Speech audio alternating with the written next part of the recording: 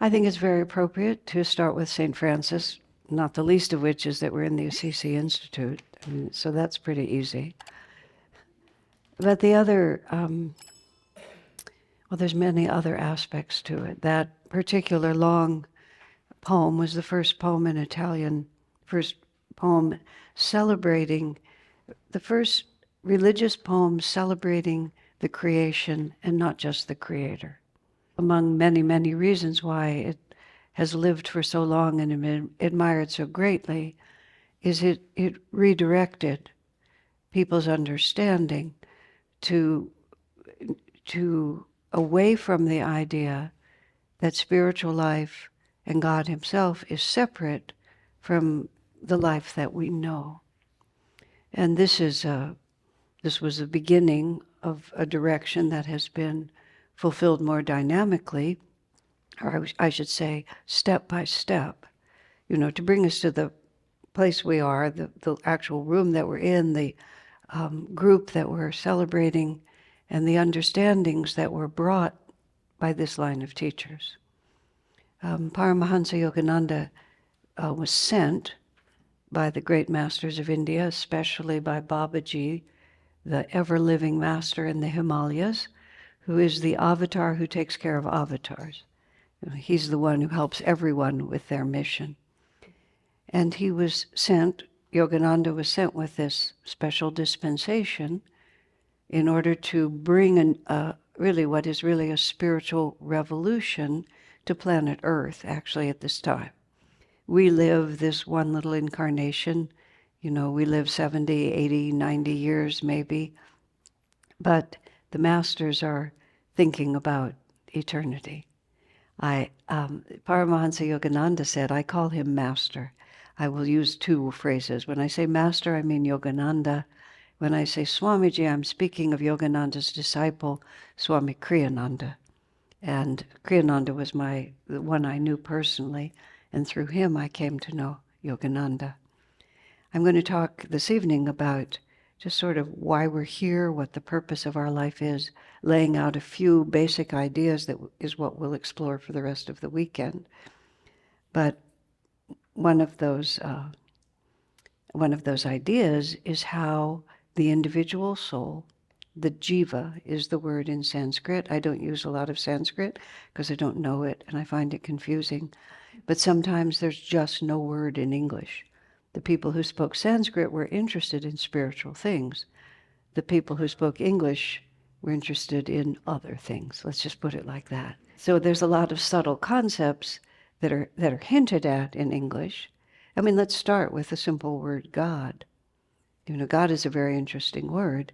At a different period of my life, I was teaching a great many beginning meditation classes and sort of introducing people to this, teaching through the practice of meditation.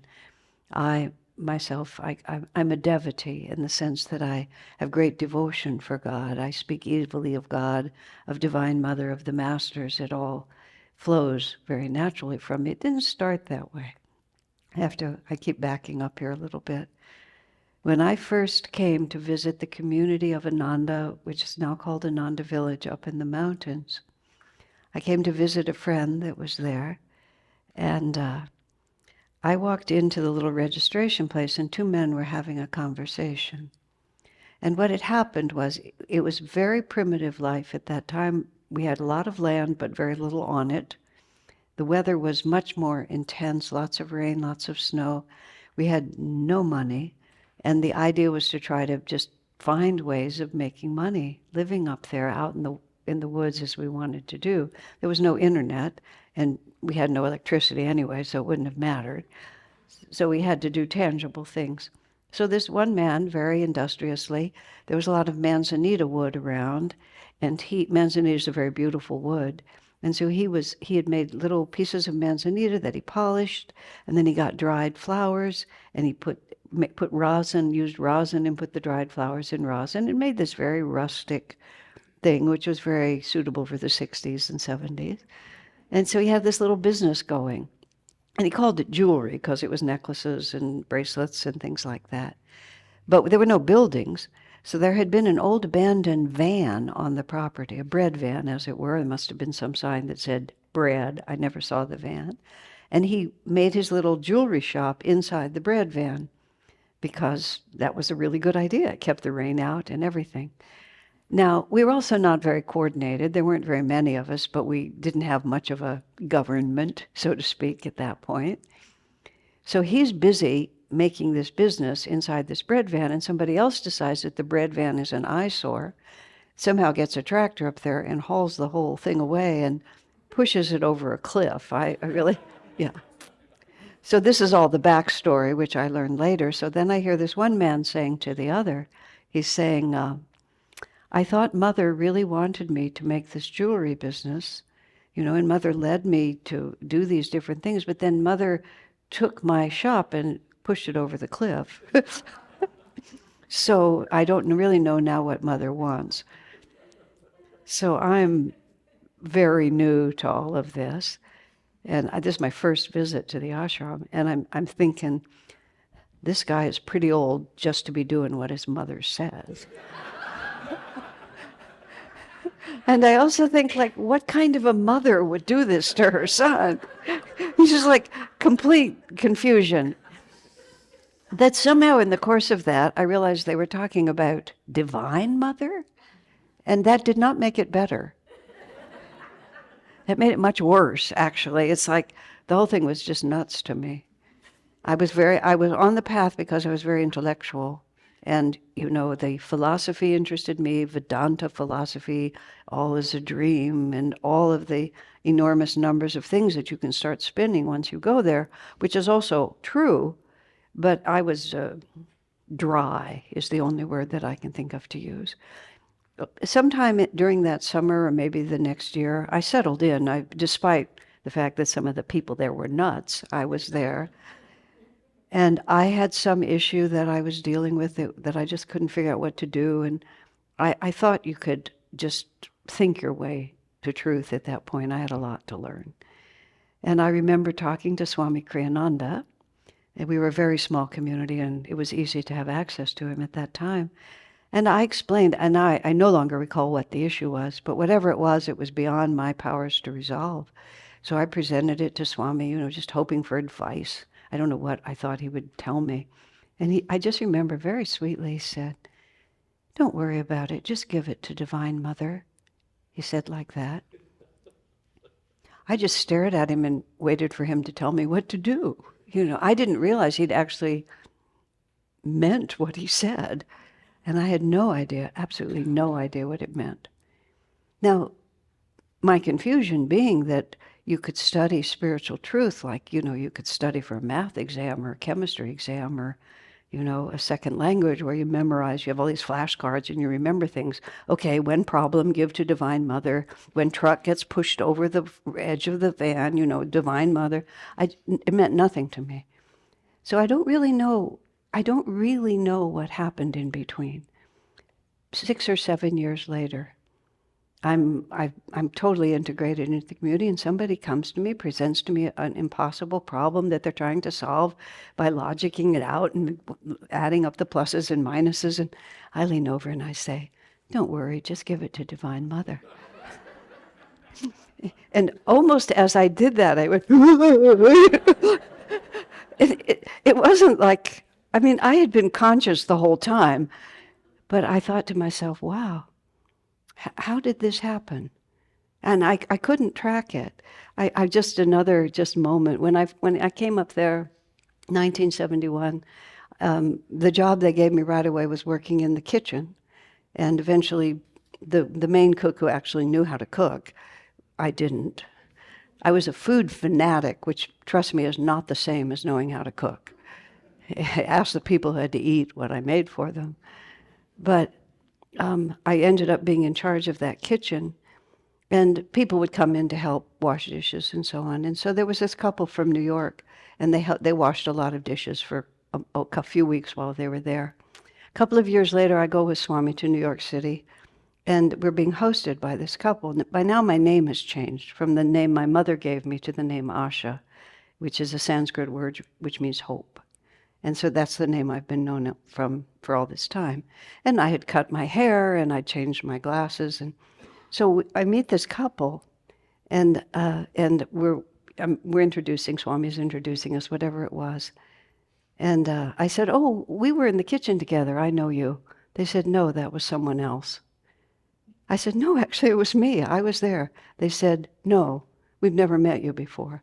They had to say it 3 times before I said, "You're right, we've never met before." Like, why should I insist that who I had been was who I was now? Yeah, and I felt Divine Mother was just saying, "Good girl." So coming back to this, what I was starting to say when I was doing all these classes for meditation, at that time, well, let me just say, a lot of people we would come in and there would be the pictures of the masters, and I would talk about God realization, and I was very comfortable with all the vocabulary, but not everybody who came in was comfortable with it. And then people would say something like, "Well, I don't really believe in God, can I still," the phrase "dump a little stress" is a phrase I remember, by meditating. And I said, "Well, tell me about the God you don't believe in." And they would explain to me, because you see, the word doesn't mean anything unless you add a theology to it. It has no inherent meaning. So they would explain to me what God they didn't believe in, and invariably I would say, "Well, I don't believe in that God either." That, because it's just a mental construct that some institution, generally speaking, has explained to you, and then you've either accepted or rejected it. So what Paramahansa Yogananda came, and for those of you, which is most of you, who at least are familiar with Autobiography of a Yogi and the idea of Kriya Yoga meditation practice, is he just took away all of that. His commission from Babaji was to teach the original teachings of Krishna and the original teachings of Jesus and show that they're the same reality, that self-realization is the unifying principle behind all spiritual learning, all spiritual experience, and that the differences are man-created, not God-created.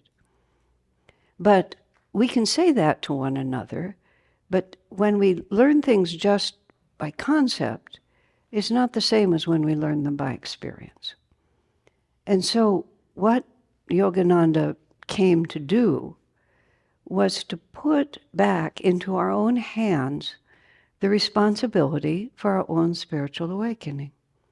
Now, we have to also modify that ever so slightly, because the entire Autobiography of a Yogi, from sentence number 1, is about guru and disciple. So we have this interesting interplay that we have here, which is, on one hand, it's about, and he writes in that book about Kriya Yoga, about one inhalation and exhalation of the practice of Kriya, which is one breath, even slow, it's not a very long cycle. He said is equivalent to 1 year of right living in terms of resolving karma, which I'm going to talk about in a moment, which is what we're here trying to do. We're trying to get free. But then he couples that in a way that, well, I've been at it for about more than 50 years. That takes longer than I've spent on it, to really begin to understand both how we are utterly dependent on the grace of the masters for our realization, and yet the activation of our realization is also in our own hands. And you see, this is a total shift from this institution. I belong to this one. This is who I am. This is what I am. These are the rituals I do. I went to India for the first time in 1986, and I've traveled there a number of times since then. And at that time also, there wasn't this incredible cultural interchange that we now live with in this country, even more so on the West Coast where I live. But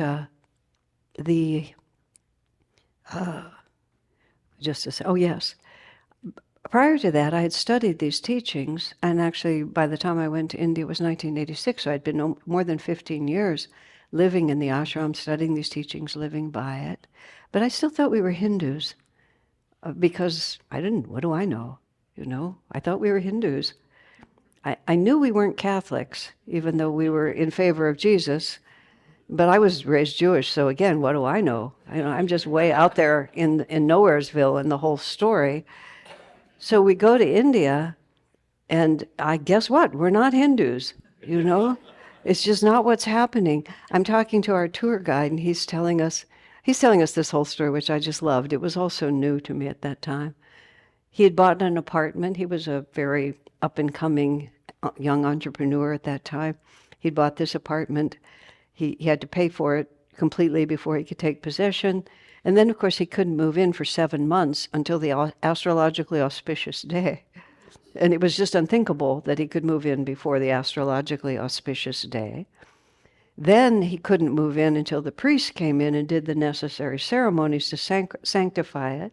And he smiled at me and he said, Hinduism is the only religion where you hire somebody to practice it for you. That's how he put it. So he hired the priest, and the pujari came in and did the ritual, which involved having an open fire in the living room. It involved a lot of holy water being thrown around. It involved breaking some fresh coconuts here, there, and everywhere. So after the pujaris were done, he had to repaint the living room of the apartment. And at the end of all of this, he moves in. I mean, I have to tell you one more story about how I learned my lesson about all of this. But I could see that, we sang Indian chants and we had a lot of love for Krishna and we had tons of things going on. But Hinduism was something else, just like Catholicism is something else. Catholicism is a way certain people express their love of Jesus, but what these masters came to bring us said the responsibility for the whole thing rests in your own heart. Now, bear in mind, I'm not saying that there's no power in these things, and I'll tell you one more silly story since I'm telling you stories. When we first started taking our groups, I was a leader of pilgrimages for like 20 years. We did it every year or two, taking 30-some people, almost always Americans, almost always people who'd never been to India before. I'd never been to India before. I'm leading a tour, and I've never been. But I was the one who told all the stories, and you can learn the stories somewhere else. And there's a delicate interplay between American tour groups and the people who are hosting you. And the people who are hosting you, even the guides that you hire, have a certain pride in their culture and in their place. And this wonderful man who was our guide in the city of Varanasi, we had a very strong idea of what we wanted to do, and he had another strong idea about what we should do. And it took us a couple of years to avoid having our tour be kidnapped by our leaders, but this was early. So he wanted us to go to this ancient Durga temple. And this Durga temple was Durga's a form of Divine Mother with a trident, and she rides a tiger. Durga is a warrior. Let me just tell you, and you'll hear at the end of the story, don't mess with Durga. Do not mess with Durga.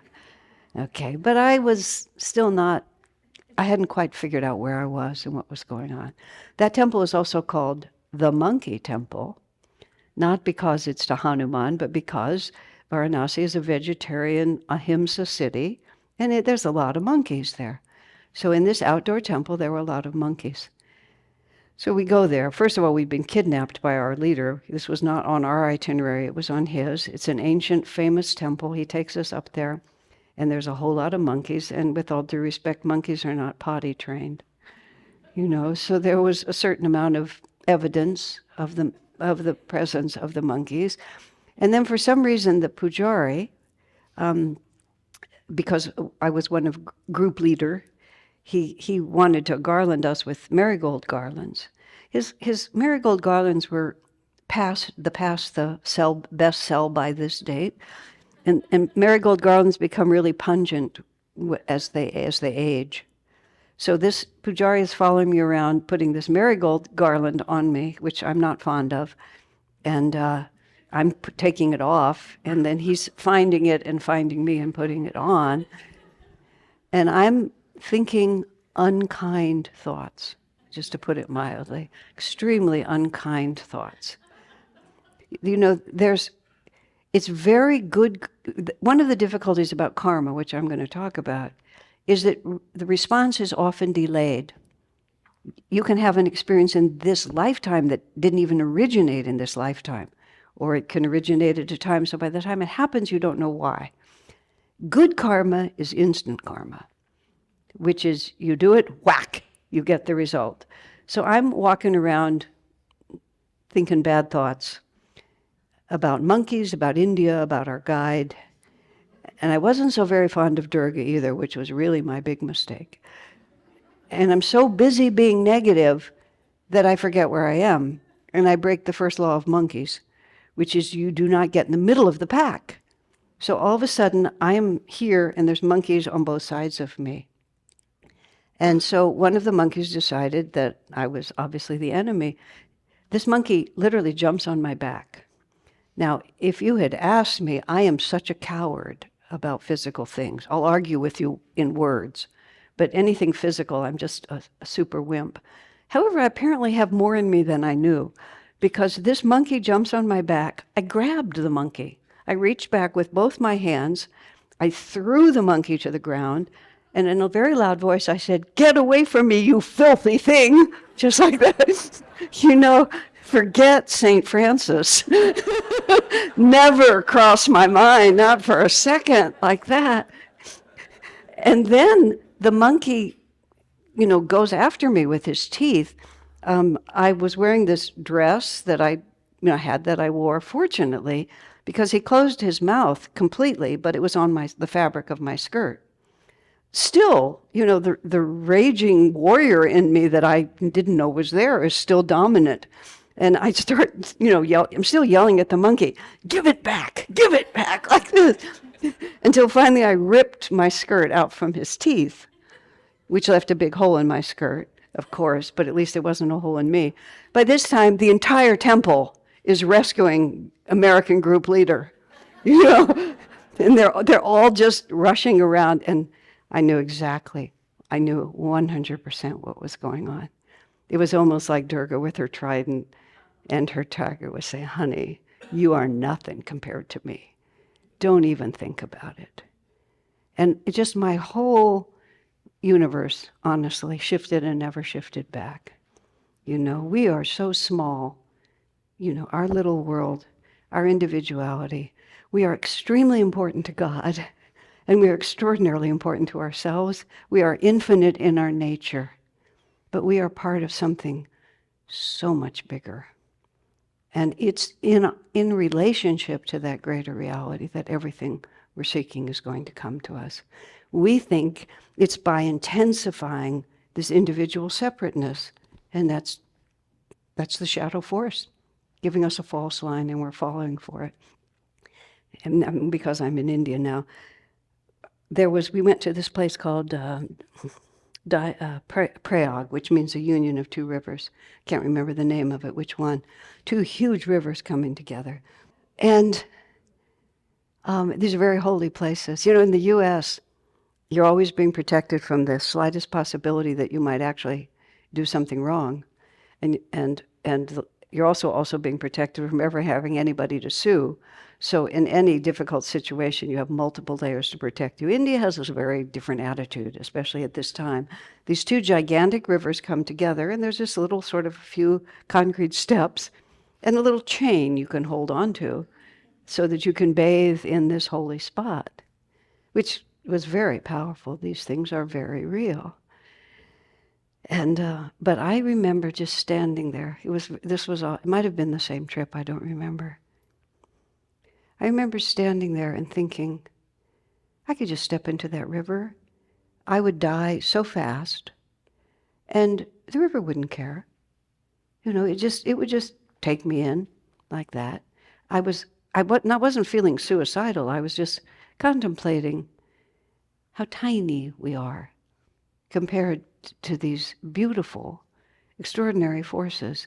Swami Kriyananda said that Yogananda actually said, this is how Swami puts it, Yogananda said, Master said, God eats people. And then Master went like this, like that. Really, just like we're so precious to ourselves, but we just come and go, not our spirit.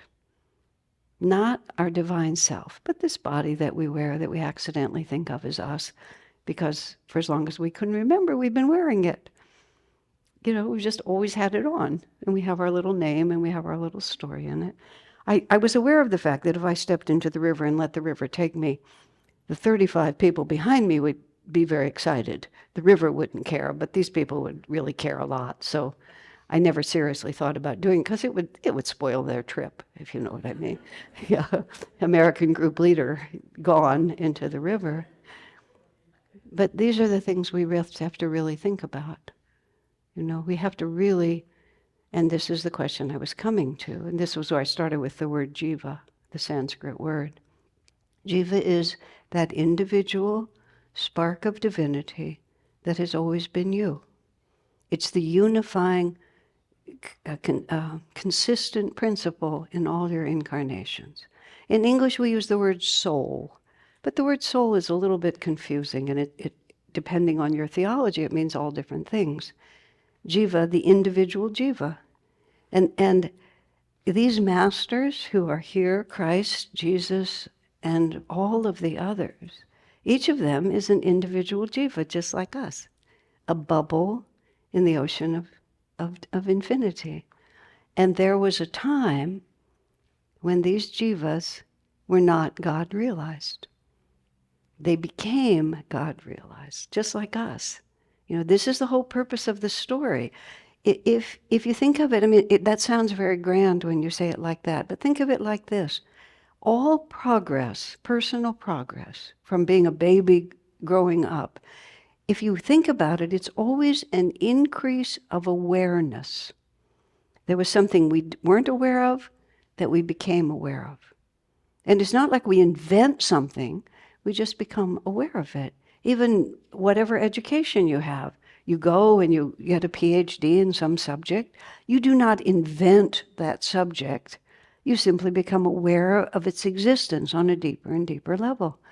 Even when you're a little baby, you don't know what's what. Babies are afraid of their own hands because they're just lying there and suddenly this thing comes up and whacks them in the face. They don't know where it came from. It's their own hand, but they don't know that. And then gradually they become aware that it's their own hand, and as time passes, they learn to control their own hands. All of these things begin to happen. So when you think about perhaps a trial or difficulty you've been through in your life, and probably I'm not the only one in this room who's been challenged, and what happens gradually is you become aware of something. If we're learning, we become aware of something we didn't know. And it's just terribly annoying that often the worst, most difficult times make us aware of things that we really needed to know that we would have not become aware of otherwise. And of course, before you're aware of it, you don't know it's there. And so how much more is there to become aware of that we don't yet know? That is not being invented just before we learn it. It's just not perceptible to us because we haven't grown to the point where we can understand it. Some people struggle against things that most of us in this room don't struggle against anymore. How did they become aware of that? Yogananda summarized the entirety of spiritual life in this little book that he brought to America when he first came. It was called The Science of Religion. He reduced the whole of all the ancient teachings into just basically two principles: the quest for happiness, the desire to escape suffering. And if you think about it, every single decision that you ever make in your life is because you think it will reduce suffering, and then you hope it will increase happiness. Now bear in mind, some of those decisions are extraordinarily stupid. And there's not the slightest chance that it's going to increase our happiness or reduce our suffering, but we're not aware of that. How do we become aware of it? Well, we try it and we find out, don't we? And then you have to ask the basic question, like, is there any rational purpose to what's happening here? Is there any system I mean, you're all in this room, so we've progressed a little bit beyond the first grade in this idea, at least in our ideas about this. And here's the other interesting part that I've really contemplated a lot. We rebel against suffering. We have an intuitive understanding that we're not meant to be miserable. If we knew that misery was the only option, we would just settle in and be miserable. But a piece of us always knows that I was not born for suffering. I was born for joy. I had this in my own personal motivation from a very young age, and I had a lovely upbringing. I had a very nice family. I mean, I just had nothing to complain about, and I was cheerful by temperament. But I had this like passionate desire to be happy. And I'd never been unhappy. It was kind of goofy, but it was really strong in me. And that was like everything. I wanted to know how it would lead to ultimate happiness. Everything was valued that way. When I finally got to Ananda and I said something to Swami, I said, how silly this is. I have this deep desire not to suffer, and I've never suffered, really, except, little teenage angst, but that's not, I've since learned, real suffering. That's just what it is. It's the process of that. But I said to Sir, I've never been unhappy, really, but I'm always intensely interested in finding the keys to happiness. He just said, past lives. Of course, past lives. When I was 18, I became a food fanatic. I became intensely interested in health. I became a vegetarian. I started, ever since, I've lived very carefully, and as a result, have very good health. Odd, it occurred to me relatively recently, oh, you've probably misused your body and been sick in lots of lifetimes. It was a lesson that I knew that if I do not take care of this vehicle will not work for me.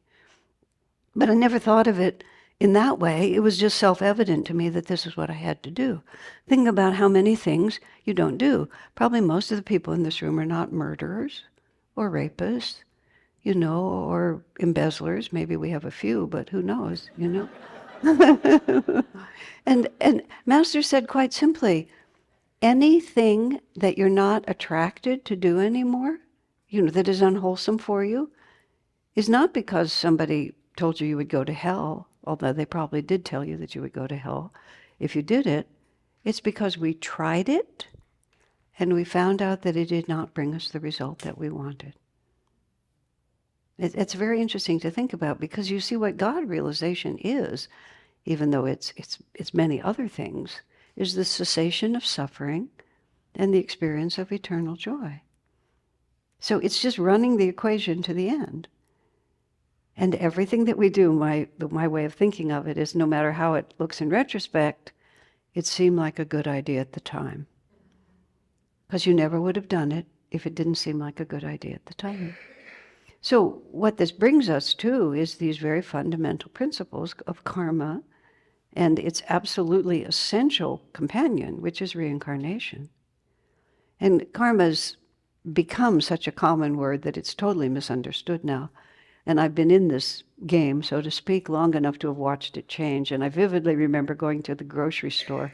And at that time, Harlequin romances, I don't know if they're still around, this whole line. Some of you are the same vintage. You were minted when I was minted, so you remember Harlequin romances. And, I'm way in the front edge of this whole Eastern teaching movement. So I go into the Safeway and there's a whole rack of Harlequin romances, which honestly, as books go, they were kind of clean, bright entertainment. I have to say I've read more than I would like to admit. But in any case, there's the cover of this book.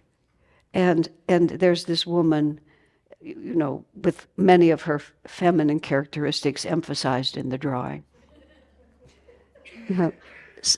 Sadhguru, he's well known. He was asked once about women dressing in a somewhat sexually provocative way. What did he think of it? His answer was brilliant, so I have to say it here. He said, well, every individual has many characteristics. If you wish to lead with your biology, that's your choice. Which I thought was just a perfect answer. What do I want to lead with? So anyway, this drawing, the woman was leading with her biology. So she's there, and you see her, and she's looking intensely, confused. And on one hand, there's a sort of dark-haired man with a beard, and the other is a slightly more artistic-looking, ephemeral type. And it says, was Emily's karma to be with Philip? Or was Ambrose her karma for this lifetime? And I think, oh my gosh, the more popular this gets, the less people have any idea what we're talking about. Karma is the law of cause and effect. It's that actions have consequences. It's science. That's why Master calls it the science of religion. It's not theology. It's science. I mean, all the physicists will tell you exactly the same thing. Energy has consequences. And the jiva, the individual, identifies and defines itself by what happens to it. That's we come into this one body, and we just become convinced that this is who I am. And we become convinced that what I do is mine, and that belief causes the energy we put out to hang around us. It doesn't just pass through and go away. Then the third element of this is the chakra system, which we will touch also. Karma, reincarnation, and the chakras. The chakras is the energy body and is the means by which karma is carried from one incarnation to the other. Because when we step out of the physical body, the energy body remains. The energy pattern that we have created by all of our thoughts, actions, feelings over this incarnation. It sticks with us. And so the entire drama of this creation is the jiva gradually becoming aware of its own true nature. And the fulfillment of it is an avatar, and the process is us. And going way back to where I was when I started talking, Yogananda said, Master said, that he remembers his own individuality back to the level of being a diamond. Conscious awareness of the individual spark of divinity that became Paramahansa Yogananda as a diamond. Wow. I have, because of astrology's related, gemstones relate to different planets, and a few times in my life I've purchased gemstones for astrological purposes. And I remember the first time I was working with a man who I was very fortunate, he was a wholesaler. He put a handful of yellow sapphires into my hand. And I don't know how many there were, 10, 12, like that. And honestly, one of them said, take me home, take me home, take me home. And the others just kind of sat there. They didn't care about me, but one of them really cared about me. And I had the same experience when I've had the experience 3 times. Well, no, I've had it more than that. But the gemstone is alive. And it's the beginning. So someone said to me, how long does it take from being a diamond to being a self-realized master? I had a whole lot of other questions like, what do you do after you're a diamond? Or do you become an emerald? Or is the diamond the big one? What do you do next?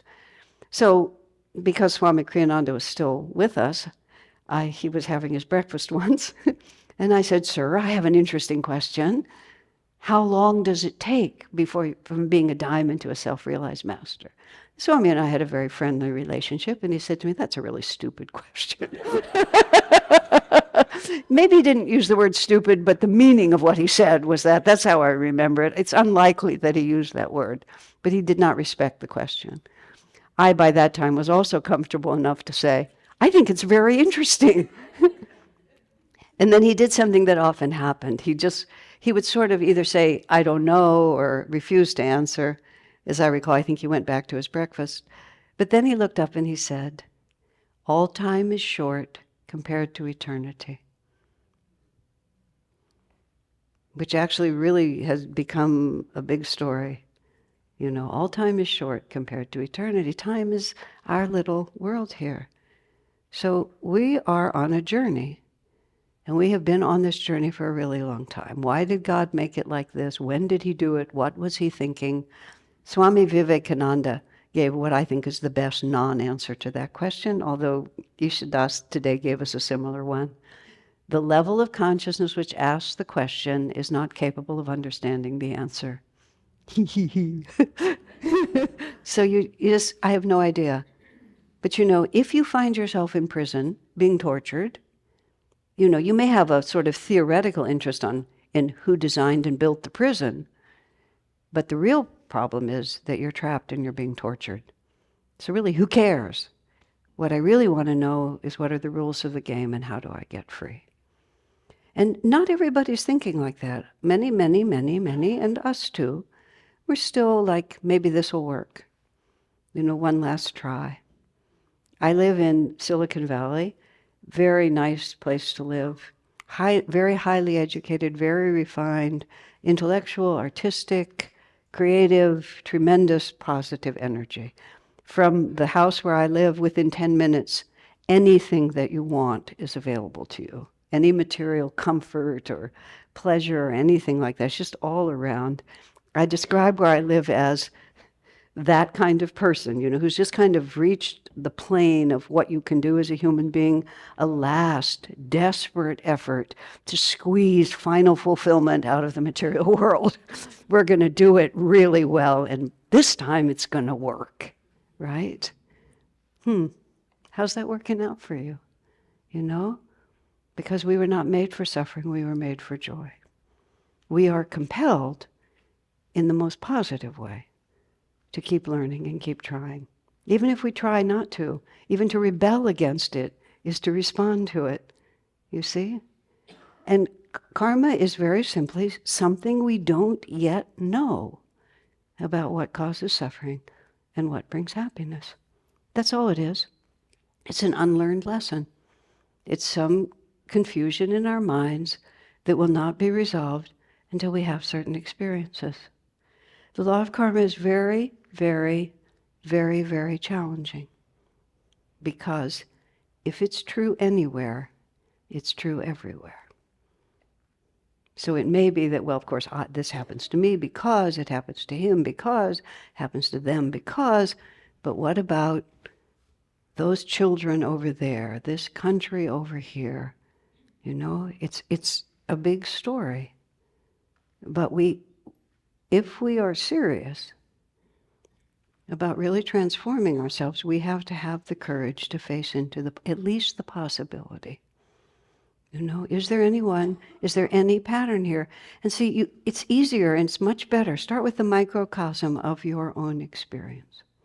I have to admit, and I really hate to admit it, the worst experiences I've been through, and there's been some notable ones, not anything to write a novel about, but things that have pushed at least me to the edge of me. Every one of them, and I say, oh phooey, has helped me so much. I would never have learned if I hadn't been through it. So if it's true to our own experience, where do you cut that? Where does it stop? If there's a purpose, then it has to be for all of us, doesn't it? And in the times that we're living in, this understanding is not a casual need. I've been traveling a lot in the last few years. I've been to many places in the world. When I invite questions, which I will after we take a little break and have some music, if it's not the first question, it's going to be there either the second or the third one. I'm so frightened by what's going on in this world. How do I stop being scared? I'm in so much pain seeing how much suffering is happening in this world. How do I get out of that pain? And I don't know what I'm supposed to say, because the answer is big. I had a very, very brief career when I first moved to Silicon Valley with Ananda, because I had a friend who was the HR director at one of the companies there. And I needed money, and I was also just trying to get myself established there. So she invited me in to be a corporate trainer. I think I did something on leadership or something like that. And, I was moderately successful. And I had to be very careful because I had to not in any way appear to be religious. So we could talk about energy and we could talk about greater realities, but we could never talk about God. And believe me, we could never talk about Divine Mother. Like, there's no way, zip, like this. But I could, there's a way you can do it. So I had a few successful ventures. It was okay. Then, and this would be 1989, the last big earthquake in the San Francisco area was in 1989. And it was really dramatic. You probably saw 100,000 times the piece of the Bay Bridge that collapsed. Yeah, everybody's nodding because we saw it too. It made it look like the entire everything had just fallen to the ground, but it was this piece of the Bay Bridge, and there were a few people whose destiny it was to leave their bodies when that bridge came together on their car. One of those people was the wife of someone in this company. And so naturally a great ripple of anxiety went through the whole company. So my friend calls me up and said, "Can you please come in and help?" And I said, "Sure, I would be very happy to come in and help." But I stopped for a minute. I said, "I can't help them unless I can talk about God." And she said, "Can't you just tell them to believe in themselves?" I said, "I believe that dead woman believed in herself." You can push it to a certain point and then you're just kidding yourself. And you see, here's the irony of it. In order to come to the point where we recognize the limitations of our own capacity to believe in ourselves, we have to really believe in ourselves. We have to have the nerve to pull ourselves out of what everyone around you says is true. In the Bhagavad Gita, what is day to the worldly man is night to the yogi. And what's night to the worldly man is day to the yogi. It's just you have to be able to look at this world and see a completely different story and have the nerve to believe in yourself that you are seeing something. And then where that belief in yourself takes you is to a profound appreciation of how tiny and useless you are all by yourself, which is the exact opposite of what got you there. And so this is why it all gets a little confused. And that's why it's so much fun. When I came to Ananda when I was 24, when I came to Swami when I was 22, I'd already sort of cycled through a few things like education and stuff that was supposed to last a little longer. And when I landed in all of this, I didn't know if it would stick or not. I trusted that it was worth doing. But how can you know? I'm an ant and I'm standing next to a mountain whose height I have no idea what the height is. So, but you see, you're dealing with infinity now. You're dealing with literally the possibility of endlessness. And the doors just keep opening. I grew up in El Paso, Texas. El Paso is in just right way over this part of Texas. And there's nothing but desert around us. And anytime you would go anywhere from El Paso, you'd have to go over hours and hours of this desert. And there was this mirage that would form. And the ground would look wet. And you would sort of go toward it. But as you got toward it, the water would recede. And as little children, I can remember in the backseat of the car, urging Daddy to drive a little faster and maybe we'd reach the water, And he was a fun daddy, so we had fun doing that. But of course, you could never reach the end of it. Yogananda was asked, is there any end to evolution of consciousness? No, he said, you keep on evolving until you achieve endlessness. And the spiritual path is like that. Just when you think you've got it kind of figured out, it just recedes in front of you. Because we have to go all the way to endlessness, all the way to freedom. And what else are we here for? But you have to have that hunger. Nobody can give it to you. You have to have in your own heart come to the realization that this is what I want. And then apply yourself to that reality.